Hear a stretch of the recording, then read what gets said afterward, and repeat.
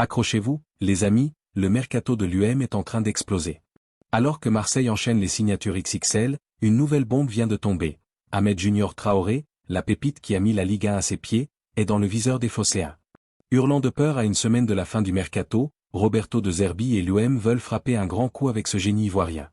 Un retour fracassant à Marseille? Une vengeance contre Bournemouth? Ou un duel acharné avec Monaco et Lyon?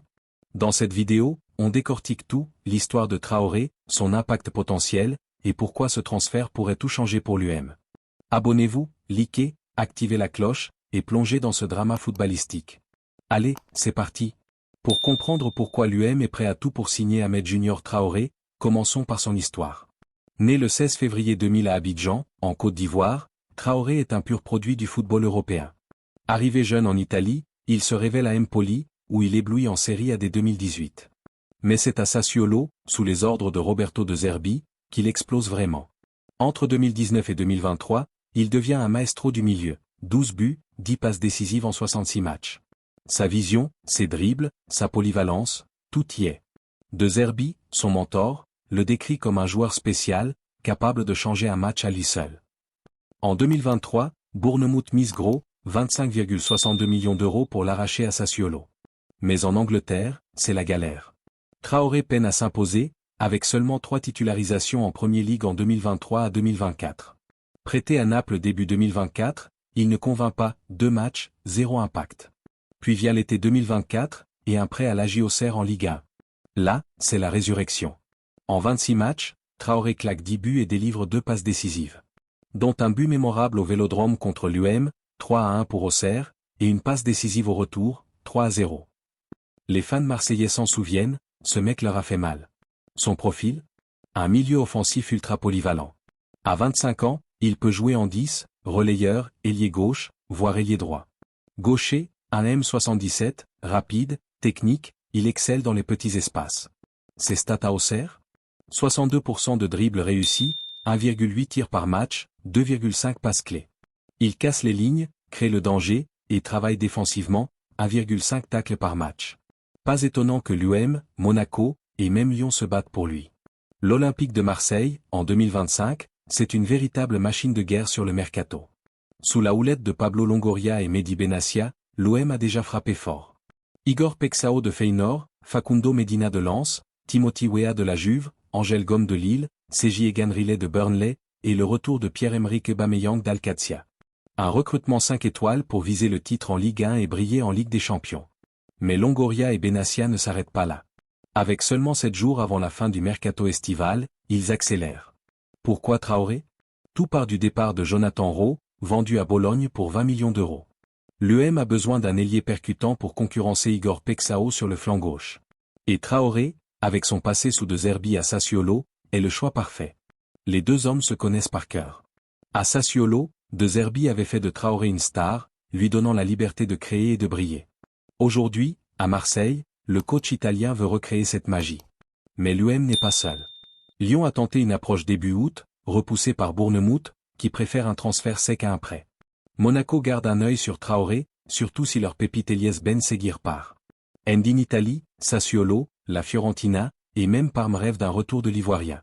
Selon Foot Mercato, l'UM a transmis une offre de 12 millions d'euros plus bonus, mais Bournemouth, qui a payé 25 millions, pourrait demander jusqu'à 20 millions. Transfermarkt évalue Traoré à 20 millions, un prix abordable pour un joueur de son calibre. Le hic? Traoré, sous contrat jusqu'en 2028, n'est qu'une option secondaire pour Andoni Iraola à Bournemouth. Lors de la première journée contre Liverpool, défaite 4-2, il entre en jeu et délivre une passe décisive pour Antoine Semenyo. Mais avec seulement 16 minutes jouées, il sait qu'il doit partir pour briller. L'OM, avec la Ligue des Champions à offrir, a une carte maîtresse. Passons à l'analyse tactique. Pourquoi Ahmed Junior Traoré est-il le chaînon manquant pour l'UM? D'abord, son profil est taillé pour le système de De Zerbi. À Sassuolo, il jouait dans un 4-2-3-1 ou 4-3-3, souvent en 10 ou ailier gauche, avec une liberté totale. À Marseille, De Zerbi utilise un 4-2-3-1 hybride, où Traoré pourrait briller en 3 postes, meneur, relayeur, ou ailier. Sa polyvalence est une arme fatale. Regardez ses stats à Auxerre, 10 buts, 2 passes décisives, 3,2 dribbles par match, 85% de passes réussies. Il excelle dans les transitions rapides, parfait pour les contres en Ligue des Champions.